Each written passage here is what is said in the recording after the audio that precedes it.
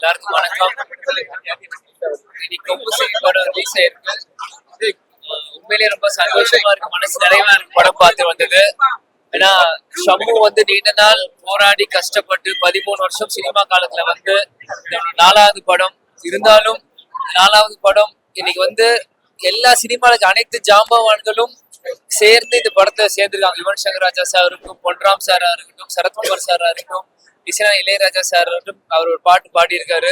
ஆனால் எல்லாருமே மிகப்பெரிய ஜாம்பவான்கள் இந்த சினிமாவில் சேர்ந்து கொம்பு சிவி அப்படின்னு ஒரு படத்தை எனக்கு எடுத்திருக்காங்க. உண்மையிலேயே ஒரு ஃபேமிலி என்டர்டெய்னர் படமா இருக்கு.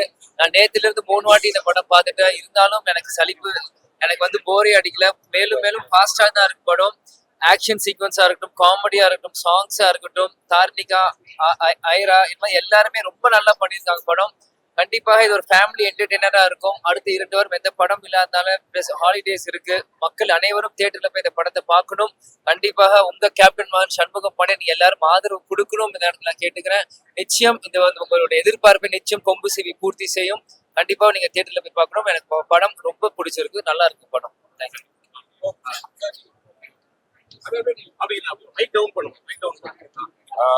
எல்லாருக்கும் வணக்கம்.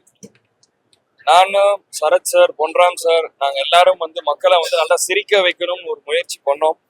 நாங்கள் இங்கே பெஸ்ட்டை கொடுத்துருக்கோம். நாங்கள் படத்தில் நாங்கள் இங்கே எல்லாருமே எங்களோட பெஸ்ட்டு கொடுத்துருக்கோம். இங்கே தியேட்டரில் வந்து ரெஸ்பான்ஸ் பார்க்கும்போது நல்லா இருக்கு.